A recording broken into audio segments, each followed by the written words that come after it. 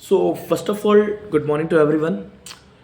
तो जैसा आप लोग जानते हैं कि कल आप लोग का मैथ्स का एग्ज़ाम है और हम आज इसी सिलसिले में इस वीडियो को डाल रहे हैं। तो आज इस वीडियो में हम लोग ये सीखेंगे या फिर ये जानेंगे कि किस तरीके से मैथ्स को आप पेपर में रिप्रेजेंट करें तो आपके मैक्सिमम से मैक्सिमम मार्क्स बन सकें।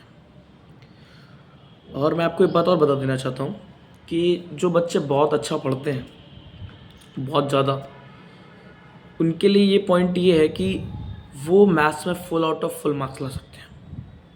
यही एक ऐसा सब्जेक्ट है जो आपको full out of full marks दिला सकता है। कैसे?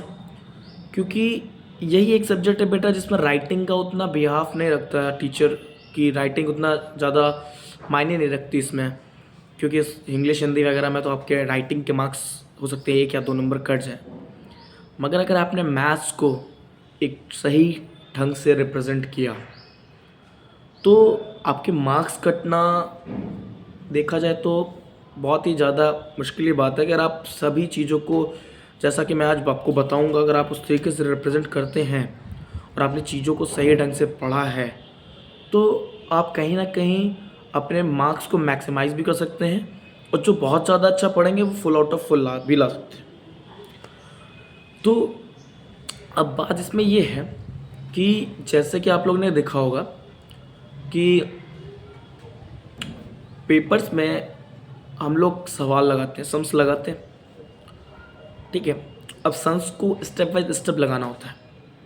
तो बहुत सारे बच्चे क्या करते हैं, जैसे हमारे 6, 7, 8 की बात करूँ अगर मैं, तो बच्चे फॉर्मूलाज को रिप्रेजेंट नहीं करते हैं। डायरेक्टली आपको सम्स दिखा, आपने सीधे सम्स लिखा और क्वेश्चन लिखा, उसको टैकल कर दिया, आपको लगा बस हो गया। मगर बेटा वो गलत प्रोसीजर, मतलब प्रोसीजर आपका क्वेश्चन नहीं गलत है, मगर एज एक इम्पैक्ट एग्ज़ाम लेवल से एक अच्छा इम्पैक्ट नहीं है। तो उस इम्पैक्ट को सही करने के लिए मेरे पास एक अच्छा प्लान है कि अगर आप पहले क्वेश्चंस को लिखें, फिर देखिए कि उसमें कौन सा फॉर्मूला एप्लीकेबल है, उस फॉर्मूले को भी साथ में ब्लैक पेन से लिखें अच्छे से, नीट एंड क्लीन राइटिंग में।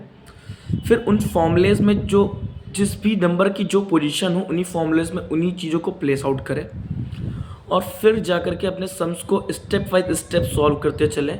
और याद रखिए कि साइड में इक्वल टू जो होता है वो हमें शो करता है कि हाँ ये स्टेप बाय स्टेप को चला रहा है, तो हमें इक्वल टू को बराबर मैनेज करके चलना है। ओके, अब ये करने के बाद फिर जब आंसर मेंशन करते हैं, जैसे अगर हम, कुछ बच्चे क्या करते हैं 6, 7, 8 के ही हैं जो थोड़ा सा ओवर कॉन्फिडेंट जाता है कि हाँ क्वेश्चन कर लिया, अभी आंसर लिख दिया, अभी सब कुछ सही। मगर बेटा प्रॉब्लम ये है कि कभी कभी हम लोग भूल जाते हैं कि क्वेश्चंस में यूनिट्स आती हैं। जैसे अभी आपका मेजरमेंट का चैप्टर ले ले या एरिया का चैप्टर ले ले, तो अगर पैरीमीटर पूछता है तो हम लोग मीटर सेंटीमीटर का यूज़ करते हैं। अगर एरियाज़ को पूछता है तो स्क्वायर लगाना जैसे कंपलसरी है, सेंटीमीटर स्क्वायर, मीटर स्क्वायर। अगर आप इनका एप्लीकेबल नहीं करते तो ये हमारे मार्क्स कटवाने के रास्ते बना देता है। तो अगर आपको मार्क्स नहीं कटवाने हैं तो प्लीज़ इन यूनिट्स का ध्यान रखें, इन यूनिट्स को लिखें। फॉर्मूलाज अच्छे से, जितने भी फॉर्मूले हैं उनको ज़रूर पढ़ लें, क्योंकि वो बहुत ही हेल्पफुल होते हैं किसी भी बड़े से बड़े क्वेश्चन को टैकल करने के लिए। थर्ड चीज़ हमारे पास ये कि अगर जैसे डेसिमल्स के क्वेश्चंस होते हैं तो उनमें हमें पॉइंट्स का बहुत विशेषकर ध्यान रखना होता है। ये मैं क्लास थर्ड्स के बच्चों के लिए भी बता रहा हूँ, क्योंकि उनके भी पोर्शन में कहीं ना कहीं डिवाइड करते वक्त डेसिमल्स का यूज़ होता है, 3rd और 4th में भी। तो डेसिमल को पुट ऑन कर, मतलब लगाते वक्त या पुट करते वक्त बहुत ही ध्यान से आप पुट करें कि कितने बजे, कितने डेज के बाद मल्टीप्लाई कराया है और कितने डेज के बाद आपको पॉइंट लगाना है। तो पॉइंट्स का बेटा अपना बहुत ही महत्व है मैथ में, तो पॉइंट्स को कहाँ प्लेस करना है इस बात को विशेष कर ध्यान रखें। अब 6, 7, 8 का तो बात हमने कर ली। 6 और 8 के पॉइंट ऑफ व्यू से इतना ही है मेरे पास। इतना ही क्या, मतलब एक एग्ज़ाम मैथ और पॉइंट ऑफ व्यू से आपका सिलेबस है, आपका रिवीजन से, आप उनको भी देखें, उन क्वेश्चंस को सॉल्व करें, प्रैक्टिस करें मैक्सिमम से मैक्सिमम टाइम। क्योंकि कहते हैं कि जैसे आप लोगों ने सुना है, हार्ड वर्ड इज़ अ की टू सक्सेस। अगर आप हार्ड वर्ड ही नहीं करेंगे तो आपको सक्सेस नहीं मिलेगी, जाहिर सी बात है। तो हार्ड वर्क तो आपको करना पड़ेगा, तो हार्ड वर्क करिए। पाथ आपके टीचर्स बनाते हैं, तो मैंने जो आपको ये अपना एक ये जो पाथ बताया है, आप इसको एप्लीकेबल करें, कहीं ना कहीं आपके मैथ्स में मार्क्स को इंक्रीमेंट देगा। अभी बात कर लेते हैं 3rd, 4th, 5th की। तो जैसे क्लास 3rd में बेटा बहुत सारे छोटे छोटे बच्चे ऐसे हैं जो डिवाइड करने में, मल्टीप्लाई के सवाल लगाने में बहुत प्रॉब्लम करते हैं। तो बेटा मैथ्स में डिवाइड और मल्टीप्लाई को सॉल्व करने का सिर्फ और सिर्फ एकमात्र तरीका यही है कि आप टेबल्स को एकदम अपने दिमाग में बिठा लें।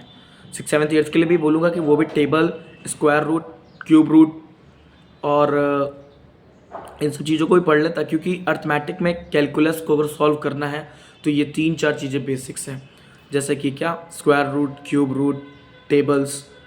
ये अगर आपने अपने दिमाग में अच्छी तरीके से बिठा लिया, 3rd 4th 5th के लिए भी है कि टेबल्स को आपको अपने दिमाग में अच्छे से बिठाना होगा। अगर आप बिठा ले गए तो ये चीज़ क्लियर कट है कि आपको कभी भी कैलकुलस में प्रॉब्लम नहीं आनी। कैलकुलस एक मैथ का पार्ट है, वो आगे बात करेंगे कभी। फिर अभी मैं पे पॉइंट ऑफ व्यू, क्योंकि वीडियो में मैथ की बात करने आया हूँ, बच्चों को थोड़ा बहुत हेल्प करने आया हूँ 3rd 4th 5th को, तो आइए उसकी बात कर लेते हैं। तो क्लास 3rd में जैसे मैंने बताया, मल्टीप्लाई और डिवाइड के सम्स को प्रैक्टिस करें मैक्सिमम टाइम्स, और टेबल्स को लर्न रखें ताकि आपका मल्टीप्लाई जल्दी हो सके। आप अगर टेबल लर्न करके रखते हैं तो आप 2 डिजिट से 3 डिजिट को जल्दी से जल्दी मल्टीप्लाई कर सकते हैं। तो मेरी अगर ये पेरेंट्स भी इस वीडियोज़ को देखते हैं तो अपने बच्चों को ये तैयार कराएं कि किस तरीके से वो टेबल्स को ज़्यादा से ज़्यादा लर्न करके रिमेंबर रखने का पावर रखें।